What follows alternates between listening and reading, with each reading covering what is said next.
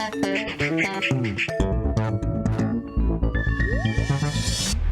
everyone and welcome to the Vortex, where lies and falsehoods are trapped and exposed. I'm Michael Voris. Despite a spat of recent U.S. Supreme Court rulings appearing to scale back their massive cultural gains, the Marxist forces remain aggressively committed to the destruction of this country as we know it. For years now, Church Militant has been warning of the U.S. bishops' complicity in all of this, even going as far back as the involvement of Saul Alinsky with the bishops. Almost 14 years ago, yes, 14 years ago, before anybody else was talking about this, Church Militant produced our very first investigation, and it was on this very topic, the complicity of the U.S. bishops in advancing the Marxist agenda along a broad political front for decades. This topic is coming around again, and we offer this to you for your knowledge.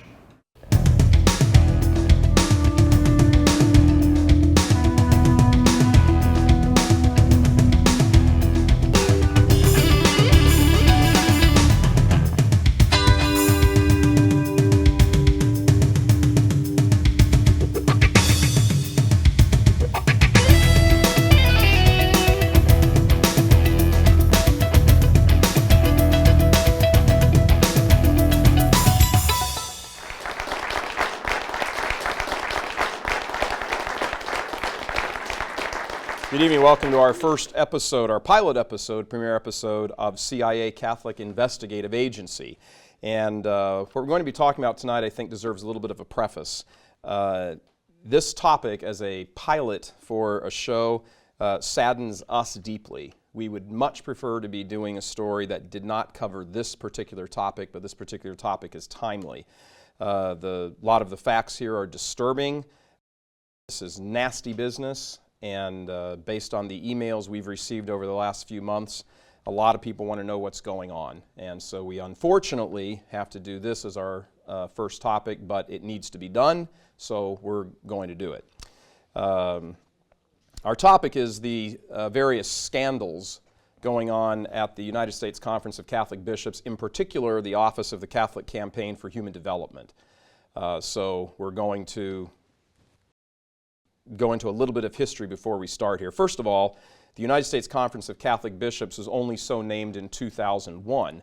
What was the case originally is that it was formed in 1966 as two different groups, the National Conference of Catholic Bishops, NCCB, and the United States Catholic Conference. Both of these were formed in 1966. The NCCB was particularly the bishop's arm, and it took care of all work particular to things like sacraments and that sort of thing. The USCC, the United States Catholic Conference, was the lay-run organization that took care of things that lay people would be more appropriate for them to take care of, finances, that sort of thing.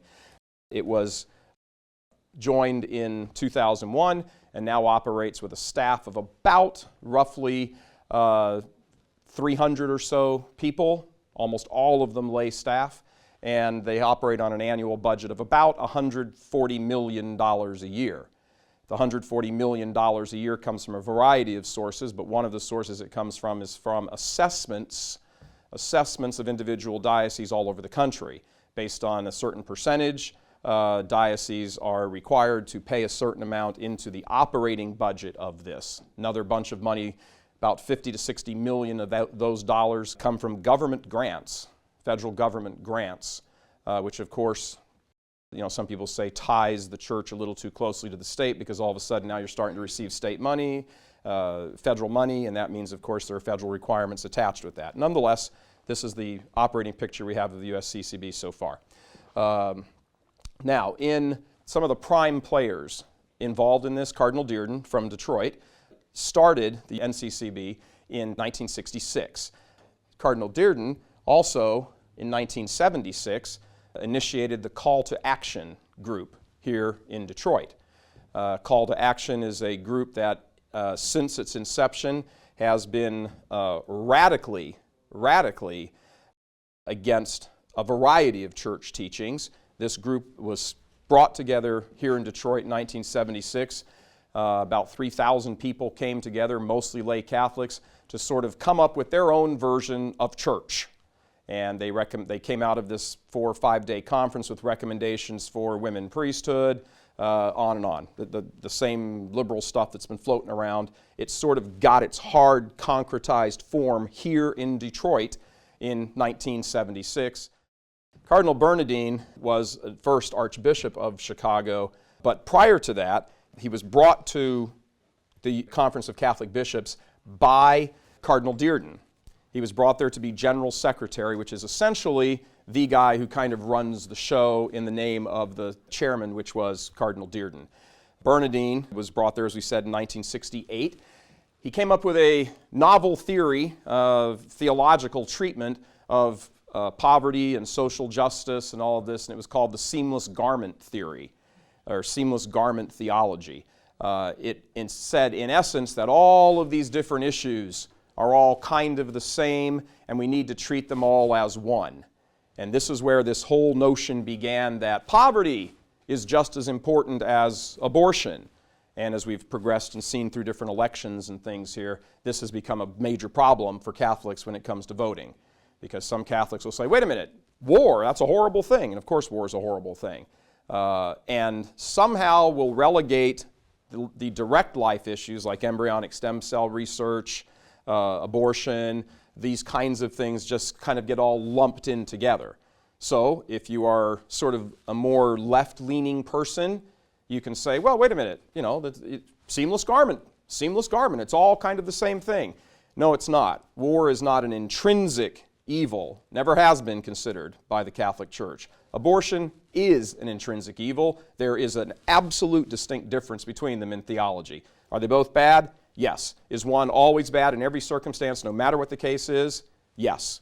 Is one sometimes permissible under certain conditions and things?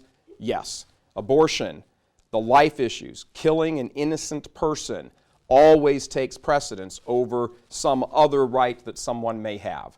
The seamless garment theory put all of this together, lumped it all together, and made it seem like everything is kind of the same thing. That was the brainchild of Cardinal Bernardin.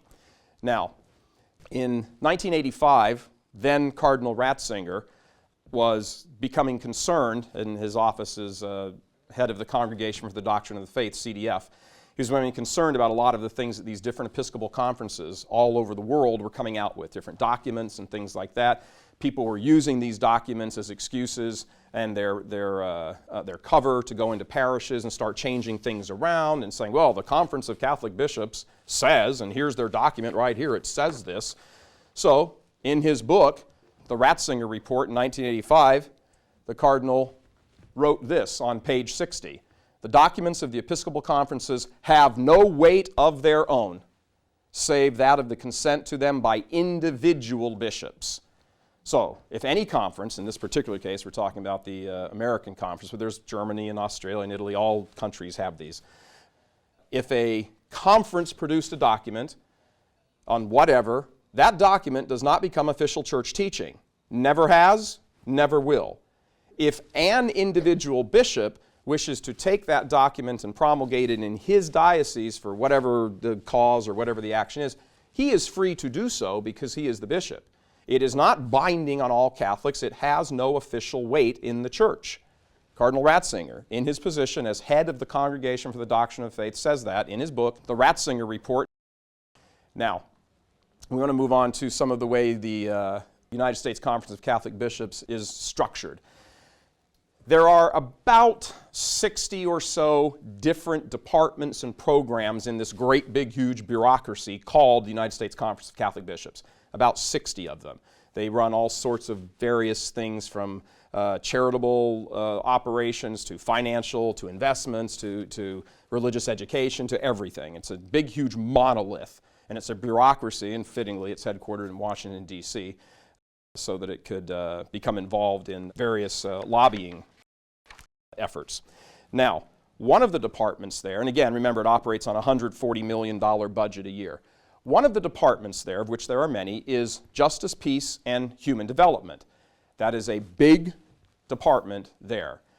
That department has an office underneath it, that's underneath it, called the Catholic Campaign for Human Development, CCHD. It was originally called the Campaign for Human Development, CHD. They tacked the word Catholic onto the front of it after it kept getting attacked for being involved in all of these different kind of political, sort of appearing to be non-Catholic things. These charges that this office was a home for liberals and trying to push an ideological, sociological agenda that resembled something on socialism began almost from the beginning. They started near the beginning, and they quickly became the subject of articles in magazines like Crisis Magazine, the Catholic World Report, the newspaper, The Wanderer, started looking into these charges and saying, wait a second, why is this money going to that group?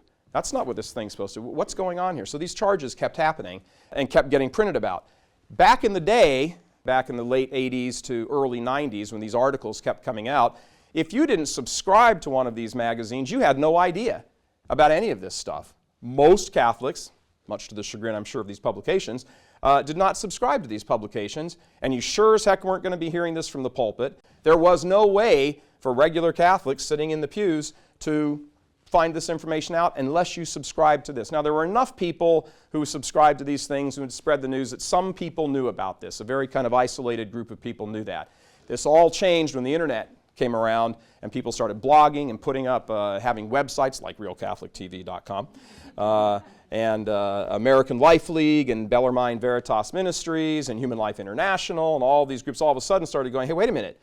All of a sudden now, tons of people started finding out about these things. But, that's jumping ahead of myself. William Simon, he was Nixon's Treasury Secretary. He was also an extraordinarily faithful Catholic. He was a Knight of Malta.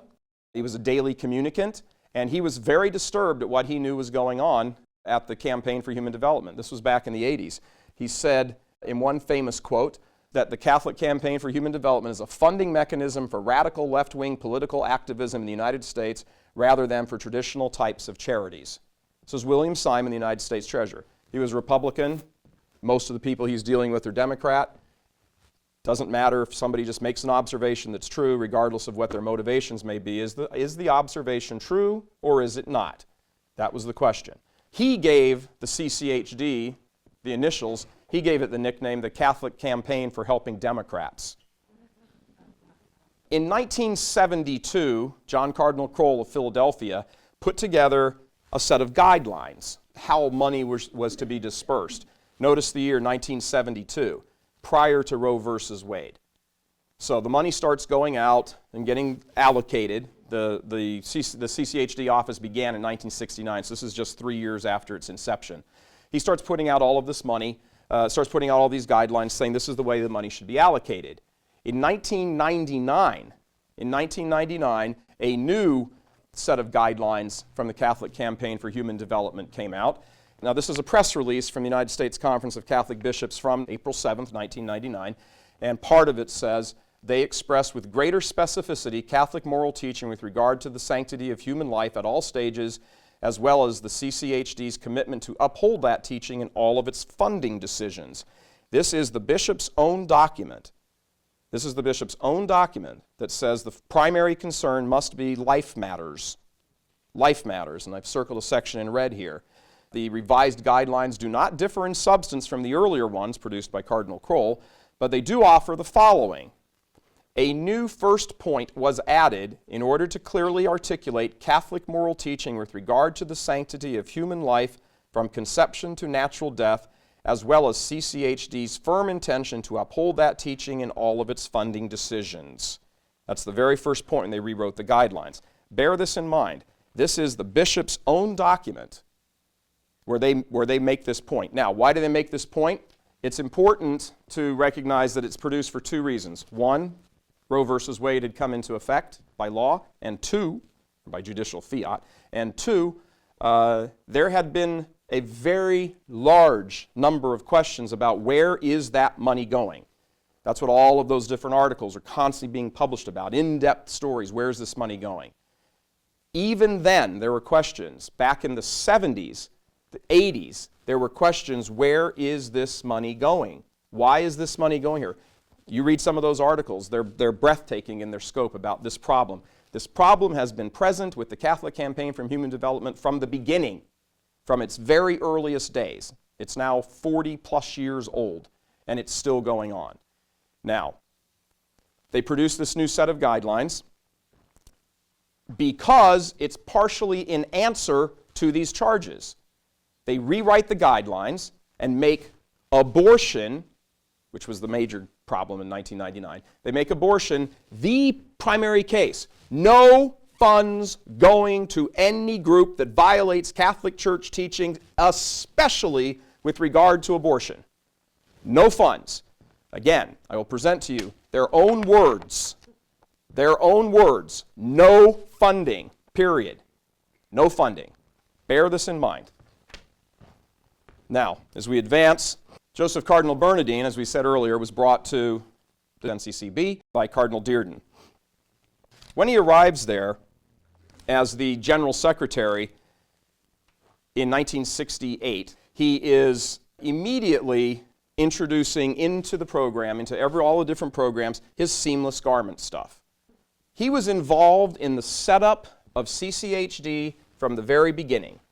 In 1995, he gave a speech on the anniversary of the Catholic Campaign for Human Development. The name of his speech was "The Story of the Campaign for Human Development, Theological and Historical Roots." This was given by him. He said in that speech, partially, "As General Secretary of the National Conference of Catholic Bishops at the time, I was directly involved in this exciting endeavor." Oh, he was directly involved, all right. He was the seal of approval on everything the people at the conference set up that became the Catholic Campaign for Human Development. This is again Cardinal Bernardin of Chicago. Now, I'd like to introduce you to Saul Alinsky. This is his version, or his take on fighting poverty. I think that somebody who goes off in a monastery and starts praying for the salvation of mankind and doesn't do a damn thing but sits there and prays, I think that when that guy comes up for judgment, that the judge is going to sit there and say, "Why, you cruddy bastard." So now let's trace the history, shall we?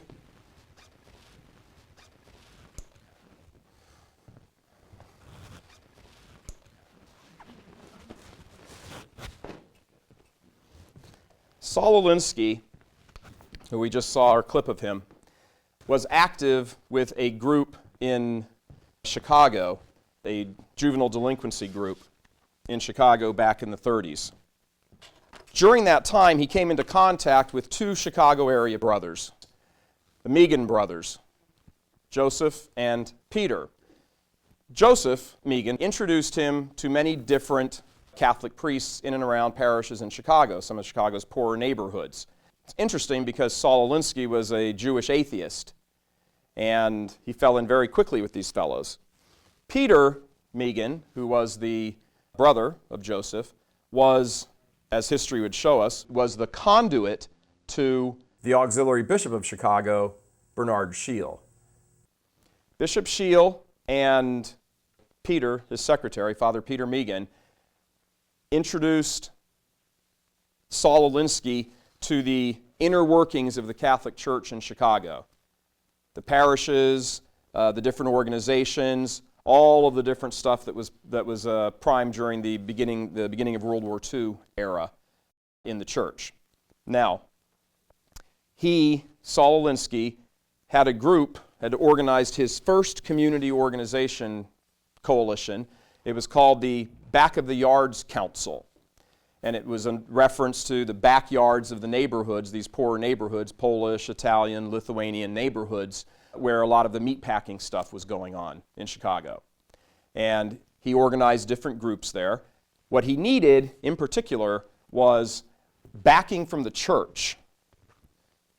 So, this is what he says with regard to needing the church. To effect constructive changes in the life of the back of the yards neighborhood, this is his goal, these elemental social institutions are first, the Catholic Church, and secondly, organized labor. Saul Alinsky is the man who married church with the labor movement back in the 30s. And that's why you may say, gee, how come so many Catholic Union people they're like Democrats? We see all of this today in voting issues, don't we? This is where all of this comes from. This comes from an atheist Jewish guy who had a change society view and wanted to use the church to do it. And as a matter of fact, was very successful in using the church to do it. So, he schedules this, he asks Bishop Shiel if he, Bishop Shiel, will appear on stage with John Lewis. John L. Lewis, some of you here from Detroit may recognize that name. He was the top dog at the Congress of Industrial Organization, CIO. He eventually marries the American Federation of Labor together and is the guy at the AFL-CIO. When Alinsky gets the bishop and John Lewis to appear on stage together at one of the rallies, that's it. He has the seal of approval of the Catholic Church on everything he's doing in Chicago. It's a brilliant move, absolute brilliant move. So you kind of have to understand more, who is Saul Alinsky? What's his goal? Well, one of the things during his time in Chicago, he came across a seminarian, young seminarian who was at Mundelein Seminary, whose name was Jack Egan. Jack Egan goes through seminary and becomes enraptured with Saul Alinsky. Saul Alinsky becomes a mentor to this young priest. This young priest, in turn, earns the nickname from the Chicago media of Saul Alinsky's priest intern. Whatever Alinsky is into, Egan is right there organizing this, pulling this together, getting everything to happen so that Alinsky's road may be clear throughout the church to do what he needs to do. Now, what does he want to do? In 1947, Saul Alinsky writes a book called Reveille for Radicals, which was republished in 1969, second edition. In this book, he lays out different things. He says organizing is a euphemism for revolution. His words. Saul Alinsky wanted to use the church to advance his socialist agenda. He says it in this book. Create a team of revolutionaries. Create professional radicals. Send them out into communities and make these communities turn and take the power away from the people who have it and give it to us who don't have it. That's his goal. That's his goal. By the time he writes this in 1947, he's already well invested into the Chicago Archdiocese with connections from the bishop's office, from Monsignor Jack Egan, from Joseph and Peter Magan. He writes another book in 1971 called Rules for Radicals. Now, he dies in 1972, but he writes this book in 1971. If you open up the dedication to this book and read it, it's dedicated, it says it right there. It says it right there in the dedication. It's dedicated to Lucifer. He says it. It's dedicated to Lucifer, the first rebel who through his actions inherited his own kingdom. His words. His words. So, this is the kind of guy that Saul Alinsky is. This man is no friend of the church. He's no friend of the church. He sees the church as a vehicle that if he can marry different forces together, as he already said in his quote there, the church and labor, if he can marry these forces together and get into the neighborhoods and start pushing a political agenda, he can get what he wants. And he does. To a very large degree, he starts to get what he wants. Monsignor Jack Egan teams up with him, starts doing all of this stuff, promoting him. Saul Alinsky gets so well known in the Diocese of Chicago, Archdiocese of Chicago, that his notoriety keeps going, that if Saul Alinsky shows up at something, particularly a church event, it's a big deal. It's bigger than the bishop showing up.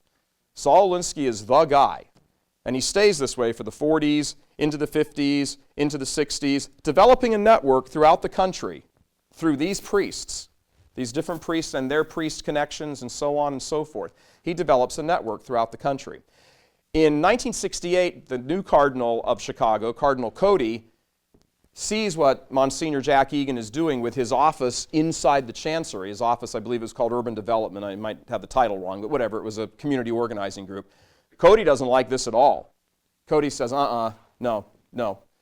Monsignor Jack, close down your office. We're done with that. That's not what the church is about. That's not what the priesthood is about. Forget it. The Chicago media described it as him getting called on the carpet. So the office goes away. Of course, he's deflated. Saul Alinsky is 61 years old at this time, and he's thinking, what am I going to do? Well, have no fear. All of a sudden, he gets a phone call from Father Ted Hesburgh at Notre Dame, who says, hey, Jack, why don't you come on down to South Bend? It's only an hour away. We'll set you up here. You can have a sabbatical. Now, I don't know how you count a sabbatical, but for the most part, I've understood a sabbatical to be 1 semester, maybe 2. Jack Egan camps out at Notre Dame for the next 14 years. For the next 14 years, he stays at Notre Dame under the protection of Father Hesburgh. Father Hesburgh allows him to start putting together a priests' network throughout the country, bringing them there for conferences, and all of a sudden, now you're in the national bloodstream because you're at Notre Dame, the iconic sort of Catholic thing, under the leadership of Father Ted Hesburgh, who is nobody's conservative. So he develops this network. All of a sudden, in the late 60s, the race riots are going on in different urban areas around the country. A document is published called the Black Manifesto, and in this document there is a call for reparation to African Americans, anybody who's a descendant of slaves, for all of the horrible stuff going on, that all of these riots and everything are going on as a result of all this prejudice and the historical stuff and all of that. And they ask for reparation from a number of groups, including the churches.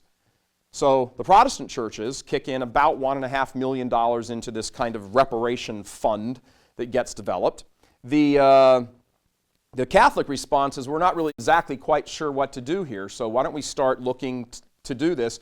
Who has a lot of experience in these sorts of things? Jack Egan and his little network of priests, half of which left the priesthood, by the way, before they died. So he develops this little network. All of these priests, with the exception of one, are personally trained by Saul Alinsky in those tactics that he lays out in his book, Reveille for Radicals. Personally trained. This cadre of priests are brought to the USCCB, or National Conference of Catholic Bishops at the time, the NCCB headquarters, and said, you guys are charged with coming up with some kind of plan for us to be able to answer this Black Manifesto and see what we can do with money to help alleviate poverty and these sorts of things. What can we do? They sit down, and in the space of a few months, they come up with an entire plan. This plan is then presented to the bishops. The bishops vote on it. This is the resolution the bishops voted on in 1969, their summer meeting of 1969. Therefore, be it resolved that the National Conference of Catholic Bishops establish a national crusade against poverty. That was the name of it. Some of you may remember that. The National Crusade Against Poverty. This is 1969. The crusade will commit the church to raise a fund of $50 million over the next several years. Those 2 points are important. $50 million over the next several years for the national campaign crusade against poverty. The collection is taken up the following Thanksgiving. The Sunday before Thanksgiving is designated as the day for the collection to be taken up. And that first collection raises north of $8 million. It's taken up in every parish in the country, just about every parish in the country. That was the most money collected in the history of the church at that point.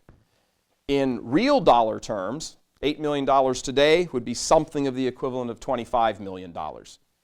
So we're not talking loose change here. This becomes an enormous amount of money.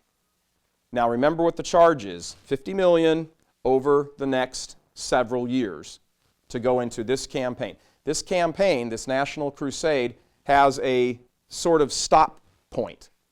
$50 million, once it's reached $50 million over the next several years, then the campaign has done what it was supposed to have done. The crusade has done what it was supposed to have done. As we move through and look at this now, 40 years later, this campaign is still going on, and it has collected north of $280 million. $280 million in 40 years. What was its original commission? $50 million over several years. Why is this campaign still going on? It by far exceeded its goal in the first few years. They made good projections, $50 million in several years. They got 8 the first, so 5, 6, 7 years, they'd get their money and that should be it. No, the campaign keeps going on. And there's no end in sight. There's no plans to cancel this or anything else. So, what happens now is you start to say, well, where has this money gone historically? It's gone to a number of different groups. We've identified a few of them here because these are kind of bigger name groups. The first one is IAF, the Industrial Areas Foundation. This was personally founded by Saul Alinsky in 1941. That is his group. It is no one else's group. It's now run by an ex-seminarian. He founded this, as he said in its founding documents, a school for professional radicals. That's what he says. That's what this operation is, a school for professional radicals. Every year, 16% of every dime that's collected goes to that operation from the CCHD under the title of Fighting Poverty. 16% goes to that one organization. What's another one that gets it? Midwest Academy, started by a woman whose name was Heather Booth in 1973. Heather Booth graduated from this academy. She's the one who started this. She was one of the professional radicals. She went out and started Midwest Academy along with a couple other groups. Every one of these is a community organizing group, every last one of them. Where what's the point? Is the point to, as William Simon said, take care of poverty in the traditional manner, or is it to sort of grab power from people and rearrange the social structure? It's the latter. Alinsky makes this very clear in all of his writings. Nobody questions what Alinsky was about. Her husband, Paul Booth, was a leader of the Students for Democratic Society and now is an advisor to the president of the Ask Me Union. Notice the connections here as we develop the story. It's union, democratic money, radical associations, etc. PICO is an organization, People Improving Communities Through Organizing. They don't even hide these things in their names. You could at least use P and make the word poverty. This was founded by a Jesuit priest in 1972, Father Baumann, another disciple of Saul Alinsky. Another group that gets money is DART, Direct Action Research Through Training. This was founded in 1982. Again, another spin-off from IAF. All of these groups are run by Saul Alinsky disciples. Another one, Gamaliel, was founded by another Jesuit priest in 1968, Gregory Galuzzo. Now, those are not by any means all of the groups that get money. Those are 5 very kind of notable groups. During his campaign speeches in 2007 and 2008, you will recall that the word community organizing or community organizer sort of first burst upon the mass Americans. He was like, community organizer? What's a community organizer do? Jay Leno had some great jokes about what's a community organizer do. This whole concept has kind of flown under the radar for decades until all of a sudden the man emerges who says, hey, vote me in for president, I was a community organizer. All right, well, when you look back at what happened, the history of how this stuff developed, here's a man who grew up as a community organizer in a system designed to say, we are going to take power from you and we're going to give it to us. That's the whole point of community organizing. And somehow the people who are getting power will then no longer be hungry. Not quite sure where the poverty aspect comes in here, and we'll talk about poverty before the show is over. So when you look back at all of the associations, and then you look back and say that this whole movement really kind of went into phase 2 and got its start, its kind of jump start, when Egan goes to Notre Dame under the protection of Father Hesburgh. All of a sudden, Obama at Notre Dame last year at the graduation all of a sudden appears to be something much more than just the President of the United States giving a commencement address to students going, rah, rah, go out and save the world and stuff. That was a victory lap for the entire Saul Alinsky school of community organizing. They wanted to have that. People at Notre Dame have told me personally that the priests in charge at Notre Dame and many of the people on the board of fellows, the 16 people who run Notre Dame, even above the board of trustees, wanted Obama there before Father Hesburgh died to show him that his dream and everything he had done had come to fruition. This was a payback and it was a victory lap for this entire thing. Who was the bishop that protected all of this on an official level? Cardinal Bernardin. If you paid attention, now I sat there watching that. I went to Notre Dame, as many of you know. I sat there watching that saying, why would he, Obama, be talking about Bernardin? That was, I'm like, what? I mean, okay, so he's in Chicago. So what? Listen to what he says about that. I found myself drawn not just to the work with the church, I was drawn to be in the church. It was through this service that I was brought to Christ. And at the time, Cardinal Joseph Bernardin was the Archbishop of Chicago. And for those of you too young to have known him or known of him, he was a kind and good and wise man, a saintly man. I can still remember him speaking at one of the first organizing meetings I attended on the South Side.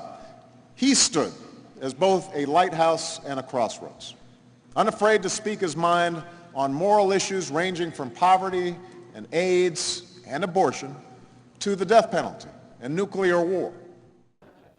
He conflates these issues, Cardinal Bernardin conflates these issues as though they're all the same, poverty, AIDS, and abortion, as though they all have the same moral footing. They do not have the same moral footing in the church. Why is the President of the United States standing there praising this man? Because it isn't about those issues. It's about this community organizing business that's going on that got him elected. He went back and took a victory lap and tipped his hat to the dead cardinal whose protection for all of this stuff and all of this different political operation going on the ground is what got him elected.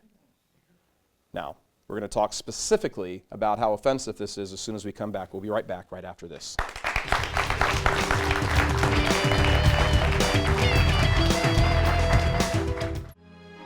Abortion is at the heart of the battle for the soul of America. For the past 40 years, Americans have been lied to about abortion by politicians and the media. Now their conspiracy of lies and propaganda is exposed in this hour-long, no-holds-barred video examining the truth about abortion. Learn how the news media purposely withhold all the facts about abortion. See for yourself how Hollywood and TV twist people's minds to accept abortion, and learn the dollars and cents truth that abortion is destroying the nation's economy. It's all in this hour-long DVD special, The Cost of Abortion. For just $20, you'll receive this gripping DVD special plus an additional data CD chocked full of information, articles, links, and analysis of this horrible truth. That's the DVD and CD for only $20 and shipping and handling. Call 866-738-1207 or log on to thecostofabortion.com. Learn the truth about the cost of abortion.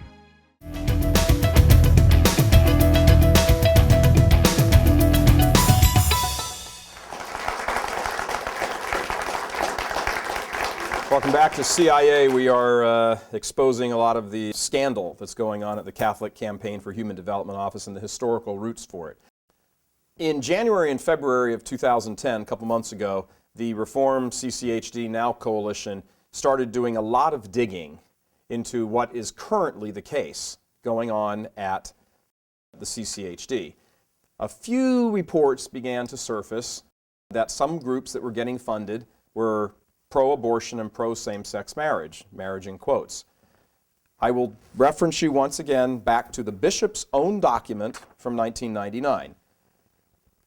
We are to clearly articulate Catholic moral teaching with regard to the sanctity of human life from conception to natural death, as well as the CCHD's firm intention to uphold that teaching in all of its funding decisions.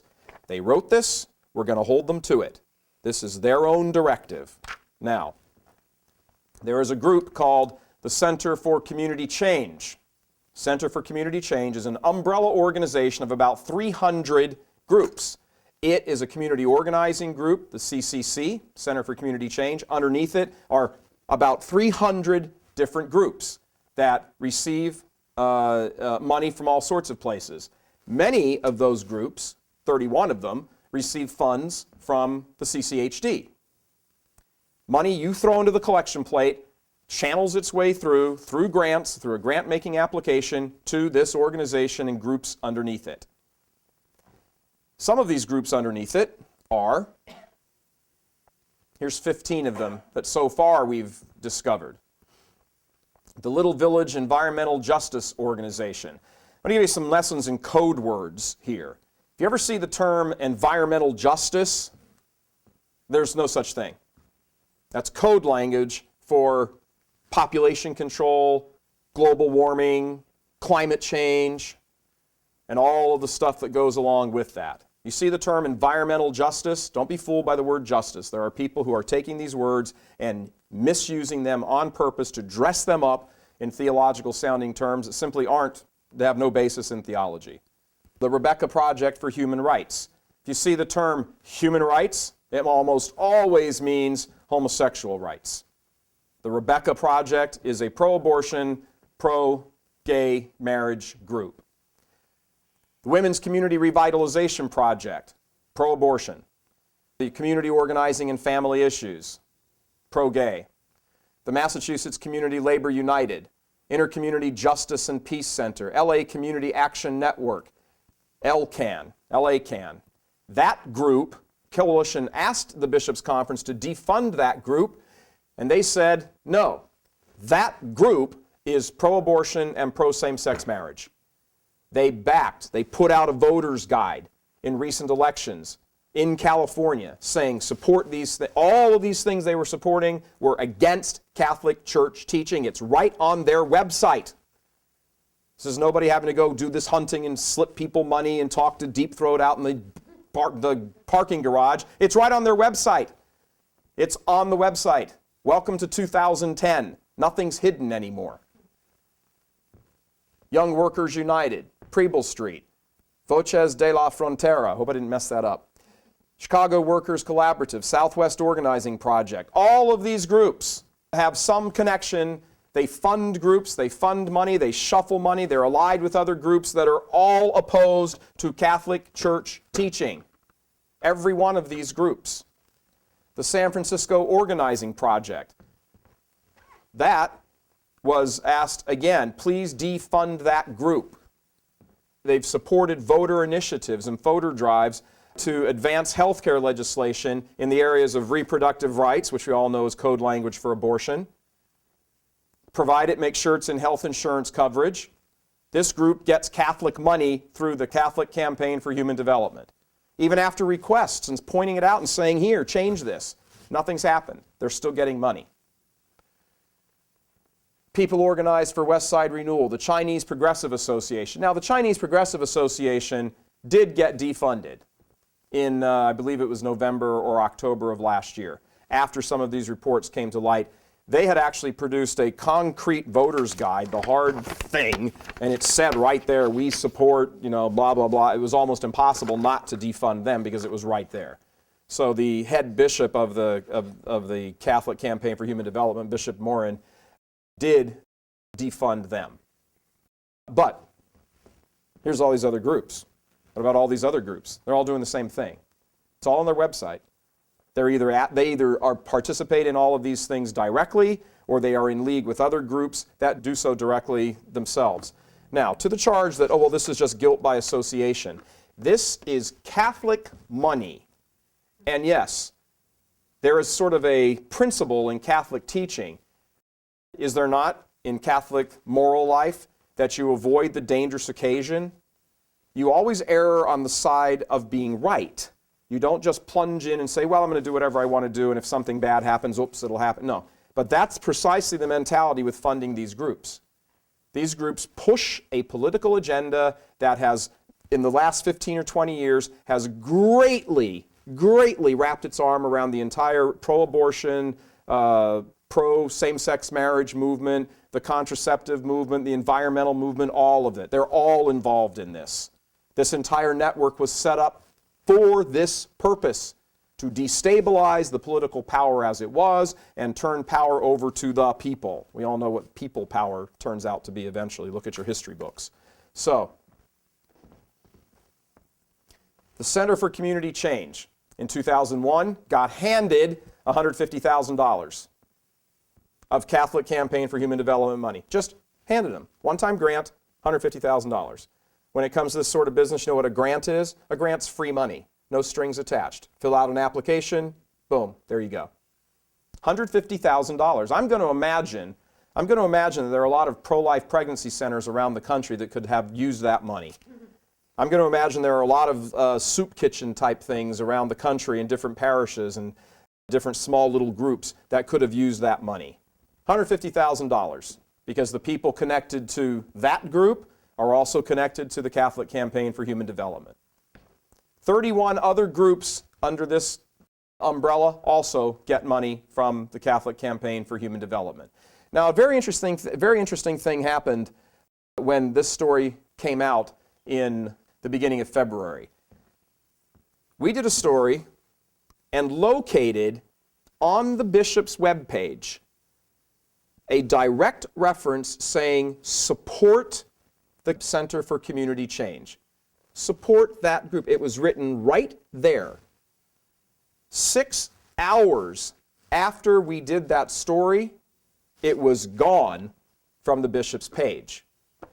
You might say, well, okay, that was just going to happen. Right in the middle of general maintenance, people go on and change their pages. Maybe it was a coincidence. You could make that conclusion, except on the Center for Community Change's homepage, the reference to the cooperation with the Bishops' Conference also disappeared. Each organization, the Bishops' Conference and the Center for Community Change, each scrubbed their website within 20 minutes of each other. That, what we call in politics and crime, is collusion. Who picked up the phone and called who at what organization and said, get us off your website? Who made that call at the Bishops' Conference? Who said, get them off that website right now? Get rid of a reference to them on our website. Somebody inside the Bishops' Conference gave that directive. Who did it? Why did they do it? Catholics who have poured hundreds of millions of dollars into this collection have a right to know that. This is not being disobedient to bishops. This is not making some challenge to the faith. This is calling out and saying, you have taken hundreds of millions of dollars from the faithful, and we want to know where that money is.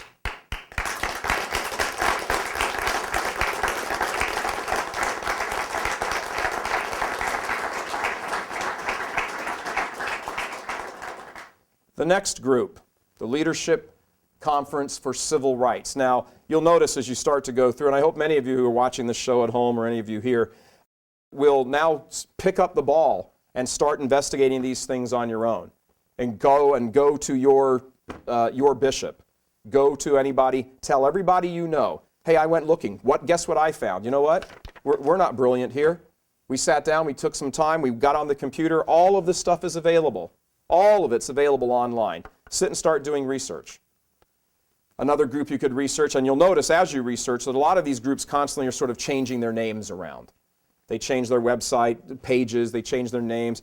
This LCCR, the Leadership Conference, is what it's called now. That's the third title it's had in as many years.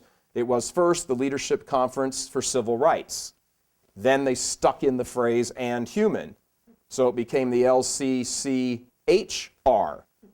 And they got rid of that a month ago, and now it's the Leadership Conference. But it's civilrights.org. That's their website. Go on there, just for fun, go onto their website. Go on to the Center for Community Change. Peruse around those websites. Now, you have to dig deep. You're not going to turn it on. They're going to say, hi, we support abortion. But look at who they're allied with. Click into some of those programs. When you go into the Center for Community Change, you go into their program, and all of a sudden, you'll see something that has this kind of boring, innocuous title like Generation or Vision Lab. Or you're like, well, what's that? That sounds kind of boring, and you skip right over it. Until you find out that it recruits college students who are either homosexual themselves or are in league or in favor of that kind of lifestyle, and they gather them together and they put them through training classes to send them back out into colleges to promote it. But you wouldn't know that from the title. It doesn't say like homosexuals or us. It's not the name of the program. But it does. That's the whole point of these things. So they all have these innocuous titles. Center for Community Change. You wouldn't have the slightest idea what that meant if you didn't have some sort of background knowledge. The Leadership Conference for Civil Rights. Well, who's against civil rights? That's ridiculous. They all have these innocuous titles. And the programs under these different conferences and groups all have these innocuous sounding titles. That's the problem. Until you dig down and you start reading, who did they give an award to? Let me read one of the speeches of one of their boards of directors when he gave it at Planned Parenthood. What's he giving a speech at Planned Parenthood for? You got to dig down about 4 or 5 levels, and all of a sudden it starts becoming very clear. And all of a sudden you start recognizing the name on this board of directors also happens to be sitting on that board of directors. Oh, and this guy happens to be married to her, and you start seeing this entire network going on. And it is a closed network that, believe me, has an awful lot of power. An awful lot of power. If you click through the Leadership Conference for Civil and Human Rights, or the Leadership Conference, or whatever they call themselves this week, you will notice that they're in favor of same-sex marriage, and I put it in quotes. Do they get money from the conference of the Catholic Campaign for Human Development? Yes. Yes, they get a lot of money. Those groups that we had up here, those 15 groups, since 2004, those 15 groups have received $1.5 million of your money. Of your money. $1.5 million. On the board of the CCC is a woman by the name of Heather Booth. Do you recognize her? Midwest Academy. She's on the board of CCC. It's a prime example of it right there. There's another fellow who's on the board for the Center for Community Change. We're going to get to him in a second here, but the connections between all of these groups, different board members sharing different seats, and they work for this organization, but they're on the board of that one, and they're all tied in. And all these guys know where the ATM machine is, and the ATM machine is the Catholic Campaign for Human Development, and they all know it. It doles out somewhere in the neighborhood of $8 to $9 million a year to all of these community organizing groups. Big ATM machine. Don't tell me that the pro-life movement and the Catholic Church couldn't use that money. The pro-life movement. The bishop's directive. A new first point was added in order to clearly articulate Catholic moral teaching with regard to the sanctity of human life from conception to natural death, as well as the CCHD's firm intention to uphold that teaching in all of its funding decisions. They are not upholding that teaching in all of their funding decisions at all. They couldn't be further off base with it. They might as well just take it and write a check to Planned Parenthood. This is disgusting. Now, there's another group that we're all somewhat familiar with, ACORN. ACORN has a long history. Over the course of 14 years, until 2008, ACORN received almost $8 million from the Catholic Campaign for Human Development. $8 million. Now, you start to think of these numbers that we're tossing out up here, $1.5 million here, $2 million there, $500,000 here, $150,000 there, $8 million here. You know, after a while, this adds up to be real money. This is tens of millions of dollars. In fact, over the 40 years, it's hundreds of millions of dollars have gone to these Saul Alinsky groups. Now, you want payback when you give money. You want payback. The bishops stopped funding ACORN not because of its association with all of these groups and all of that news that came out on Fox that people could go in there and get grants and get government help to open up houses of prostitution with illegal underage girls. That was the ploy, and there it was, all over, made national news. That's not why they ended the funding. They ended the funding because the two brothers who started ACORN, one of them got accused of embezzling somewhere around $8-9 million, and all of a sudden when that hit the news, and it hit the news that the bishops give money, the bishops' conference, more specifically the Catholic Campaign for Human Development, gives money to that group, it was like, oh, no, we're stopping that. So they put them on suspension for 4 months, and then at the end of that suspension they said, nope, no more money, that's it, you're cut off permanently. And on the website, you will see on the bishop's website, the bishop's conference website, you'll see a bit of a boast that says, we were the first group to defund ACORN.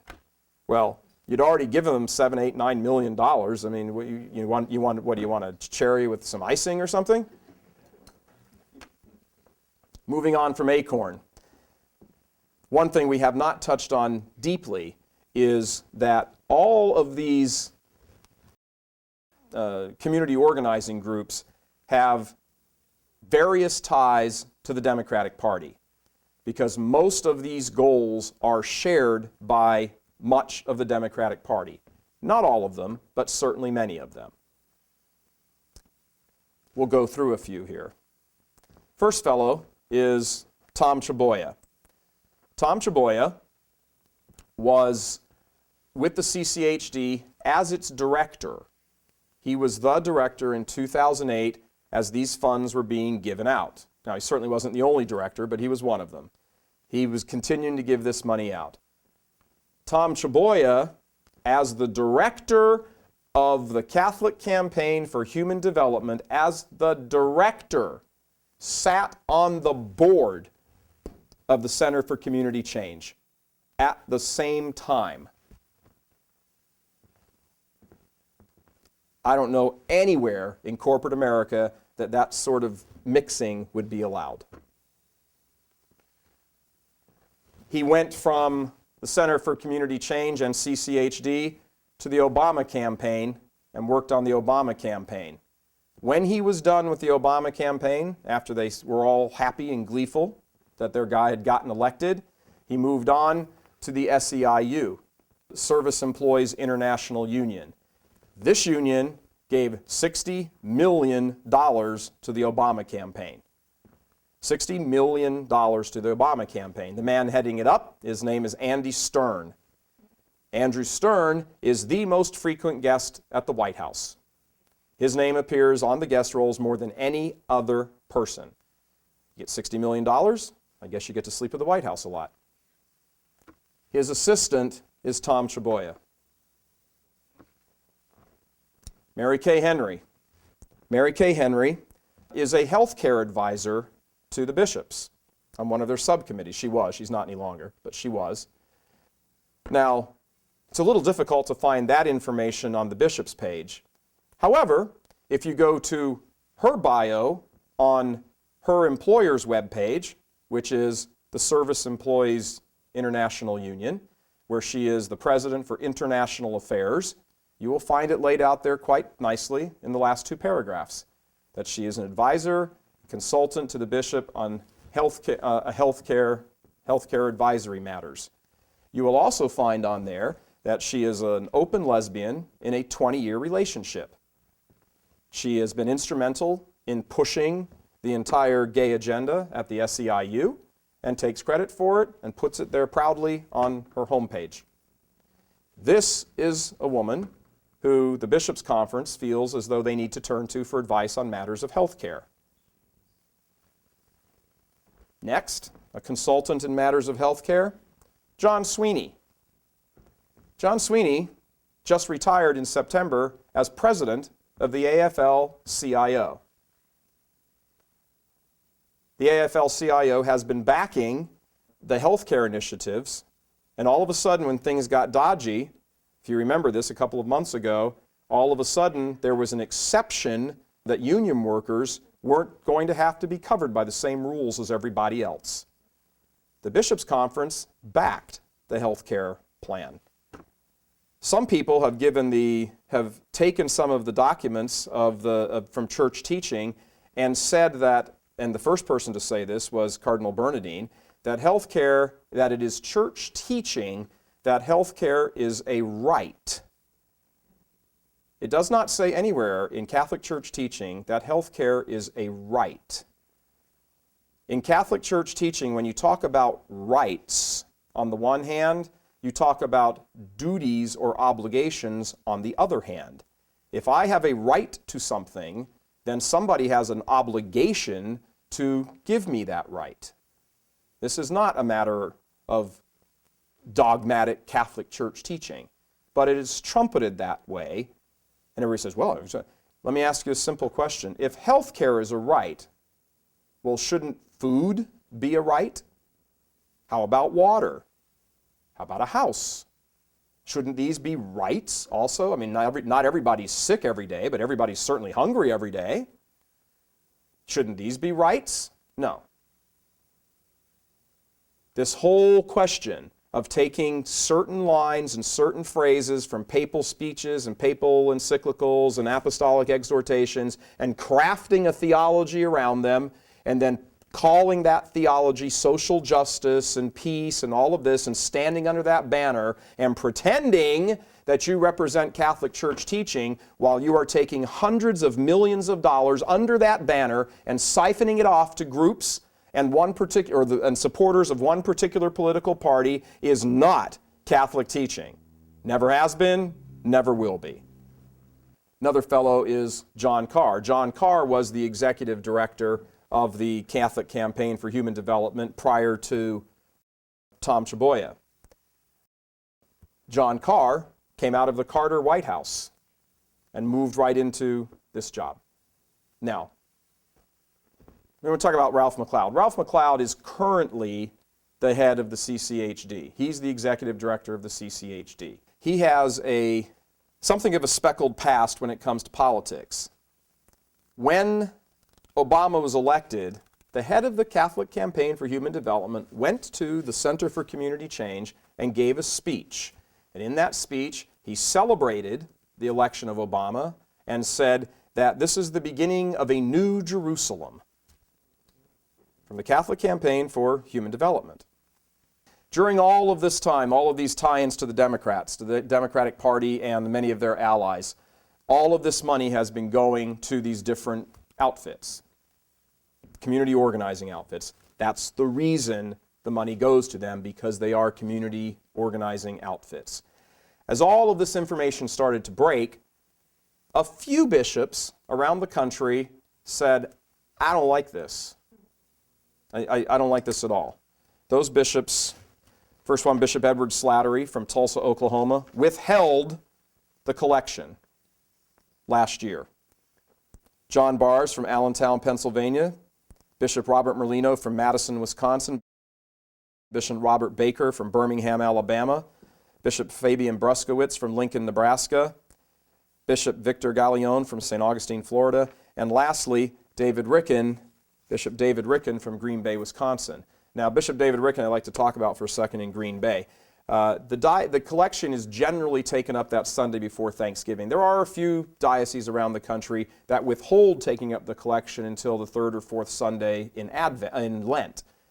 Green Bay is one such diocese. When Green Bay was scheduled to take up the collection, and earlier this week, the end of last week, Bishop Ricken issued a statement saying, so many of these things have come up that are so troublesome that I have decided to suspend the collection, this CCHD collection in the diocese this year. Now, this gives us an opportunity to explain some things also. When the money gets collected, whatever it is for a diocese, let's just make up a number and say it's $1 million. If a diocese collects $1 million in the CCHD collection, that diocese keeps 25% of that money and sends 75% of it on to the Catholic Campaign for Human Development that then fulfills these grants to all of these organizations. The money kept locally, the 25%, is spent on different projects that the bishop or his staff or whoever have identified locally that they want to do. That's the way the system works. So because, I just want to make something clear, because CCHD collection money is being spent on something local, does not mean that that local operation that the bishop and his staff and his people have identified is a bad operation. That's not what that means. When the local bishop is doling out the money through his staff, that's an entirely different set of circumstances than the national office doling it out to these other large groups. So I will just make that clear. So Bishop Ricken, the diocese took up the collection, or will take up the collection, but the money that gets collected, I believe he said he's directing a lot of it onto Haiti and then using some of it locally, but it will not go to these groups. So.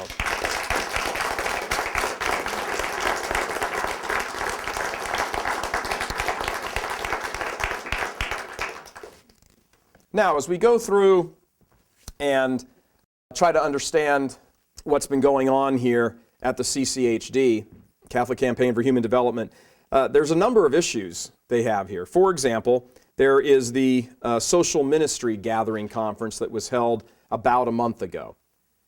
This Social Ministry Gathering Conference was a gathering of about 400 Catholics from all over the country. This was the weekend that Washington, D.C. got whited out by that blizzard, by the way.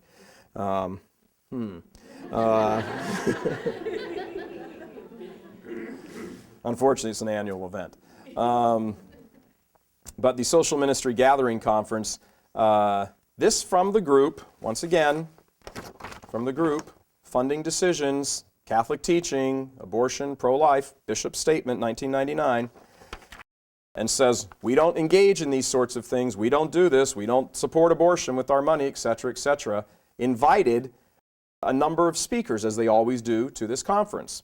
One of the speakers was Father Thomas Reese, who used to be the editor-in-chief of America magazine, and he was bounced out of the position when Benedict was elected because he has held a number of contrary views to church teaching.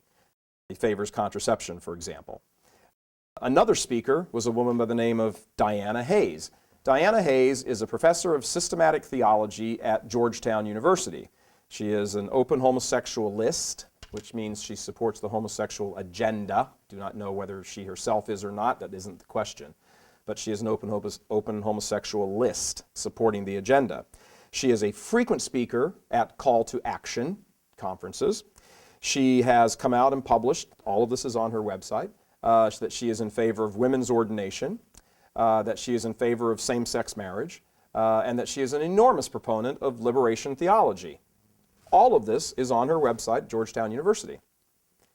This is a speaker that the Catholic Campaign for Human Development said, come to our conference and speak, please. Another person who was a speaker at this conference was a fellow by the name of Paul Booth. Does the name Booth ring a bell? Heather Booth is his wife, who sits on the board of the Center for Community Change. And together, the both of them have been the hosts and sponsors on a number of occasions for the gala dinner for NOW, the National Organization for Women. This bespeaks a problem, a rot, somewhere in these organizations.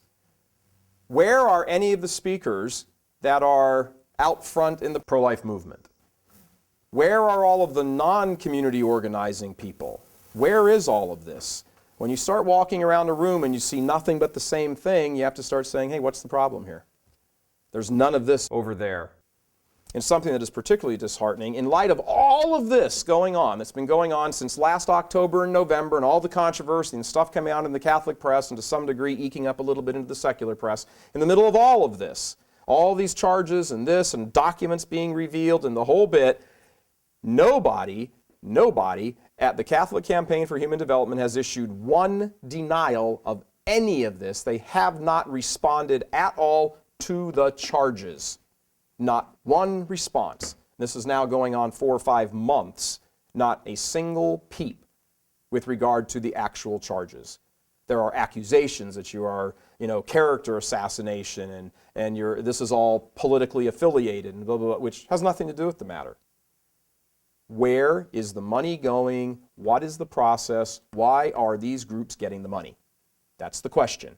Answer the question. In light of all of that, the Catholic Campaign for Human Development just posted on their website about a week and a half ago, probably about 2 weeks ago now, a Lenten reflection on the Stations of the Cross. This is the Catholic Campaign for Human Development. Go check it out. It's on their website. They take each of the Stations of the Cross and they give a little reflection on it. For example, Station 1, Jesus is condemned to death. And they tie this in to the social justice thing. And they say, many people are condemned in life because of their bad stature and things going wrong in their lives and poverty and etc. And that's true to a degree. I'm not sure about tying it necessarily to the Stations of the Cross. But then they give you some groups that epitomize the struggle and the suffering associated with this particular Station of the Cross. Station number 2, Jesus receives his cross, they mention a group called OVEC, O-V-E-C, which stands for the Ohio Valley Environmental Coalition. Now you're supposed to reflect on OVEC as you're thinking about Jesus receiving his cross to save us from damnation. That group, OVEC, when you go on their webpage, is allied with a number of pro-abortion groups and push the pro-abortion agenda on their website. That's not exactly what I think about when I think about the Stations of the Cross. If you move on to the third station, Jesus falls the first time, they offer you another group to share in the reflection. The reflection is the United Workers Association, a group out of Maryland. This group is pro same-sex marriage. A third group, this one comes up at the 8th station of the cross, is called Power or People. They keep changing their name, what the P stands for. Power Organized for West Side Renewal. It's a California group associated with the 8th station of the cross, Jesus Meets the Women of Jerusalem. This group is allied with pro-abortion and pro-same-sex marriage groups. Another group, this one really sort of takes the cake. As if those weren't insulting enough, this group is allied with or associated with, in this Lenten reflection, with the 12th station of the cross, Jesus dies on the cross. It's called the New Mexico Aquia Association. On this webpage, you will find the Women's Declaration in support of earth worship and feminist eco-spirituality. You will also find an association with and a website and a link through to that they support a group that is a radical, that they pledge their support. This New Mexico Aquia Association pledges their support to a group that is a radical feminist pro-abortion group. And this is the Catholic Campaign for Human Development's suggested reflection as you think about our blessed Lord dying on the cross. Something is rotten with this group. Rotten to the core. Here are a couple of other issues as we begin to wrap up. The United States Conference of Catholic Bishops takes up 13 annual collections. The CCHD collection is one of those collections. Takes up 13 annual collections. Not one of those collections is directly for pro-life money. Not one. Church in Africa, Church in Asia, and I'm not saying those are bad, I'm saying those are fine. Where's the pro-life collection? A couple of groups have come out and started a petition online saying, you know what, sign up, we need to take up a collection for pro-life causes. Good luck getting that through this group. Now, we talked about the Democratic Party tie-ins for a moment before. I want to go back to one because he's the current head of the campaign, Catholic Campaign for Human Development, back to Ralph McLeod. Ralph McLeod was a councilman in Texas, in Fort Worth, Texas. While he was there, one of his co-council women was running for state senate in Texas. He gave her a ringing endorsement in her election. He said, "Oh, we're going to miss you. You've been a person of high integrity, great honor, wonderful to work with you." He was a Democrat. She's a Democrat. She had one of the highest ratings from Planned Parenthood. Her campaign manager was an open homosexual. She won the seat that she was running for. And the man who sits on this board as its executive director gave her a ringing endorsement. A ringing endorsement. A new point was added in order to clearly articulate Catholic moral teaching with regard to the sanctity of human life from conception to natural death, as well as the CCHD's firm intention to uphold that teaching in all of its funding decisions. How does a man who stands up after Obama is elected, who has openly declared his support, his undying support for abortion, even after the child has emerged from the womb, how does a man stand up and support him and uphold the bishop's own directive? How does a man who is in charge of the doling out of this money stand there and openly support a candidate for a state office who has Planned Parenthood's highest rating, who has made no bones about her support for abortion at every step of the way throughout the pregnancy? How does this happen? Why is nothing being done with this group? Why is nothing being done with these staffers? Why has this been allowed to go on for 40 years?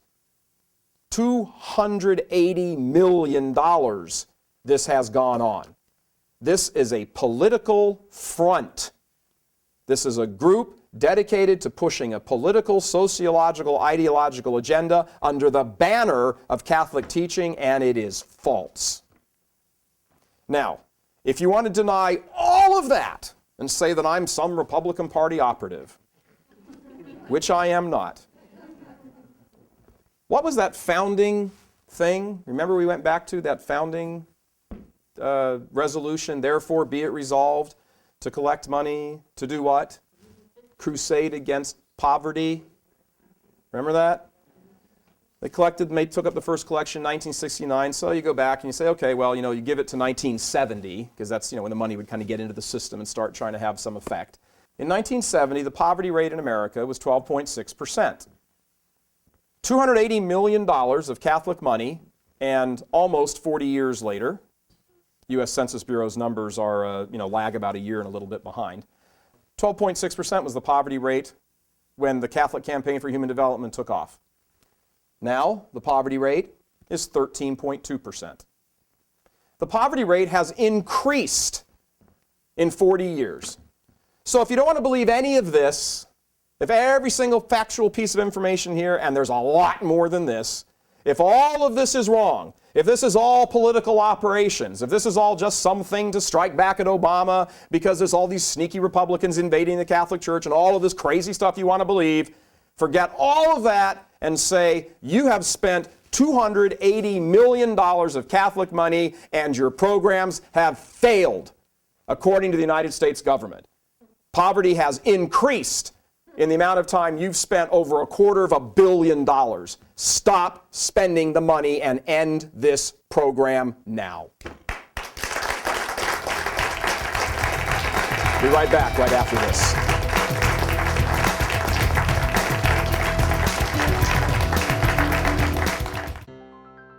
People fight over it. Many have died for it. It's the most controversial book in history, but almost no one knows where the Bible came from. If you call 866-738-1207 right now, or log on to BiblePack.com, you can order a fabulous DVD collection that will give you the answer. In Where Did the Bible Come From, you'll receive 2 DVD presentations, Compiling Sacred Scripture and Interpreting Sacred Scripture. This collection is available right now for just $39.95 by calling 866-738-1207 or logging on to BiblePack.com. Call now and receive a full-color timeline highlighting the development of the Bible. You'll also receive a thought-provoking bonus DVD entitled Why Bible History Matters. And we'll also send you this 112-page book, Where Did the Bible Come From? Again, that's the double DVDs, the bonus DVD, the timeline, and the book, all for the very low price of just $39.95. Call now. Staff is standing by.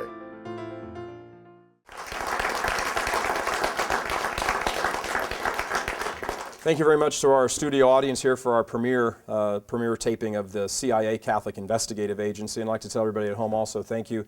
We intend on doing a number of programs like this over the course of the coming months, not just on this topic, but on anything that causes damage to the faith. Like I said at the beginning of the show, we're very saddened by the fact that this is the topic we have to do as our premiere show. But we hope you're able to take this message, learn something from it, take the message out, email this program to as many people as you possibly can. Tell them it takes about an hour, sit and watch it, but you need to know this information. You just need to see what's going on with the faith. This is insidious, it's evil, and it needs to stop. So, from the whole staff at CIA, God bless you, thank you, and we'll see you next time.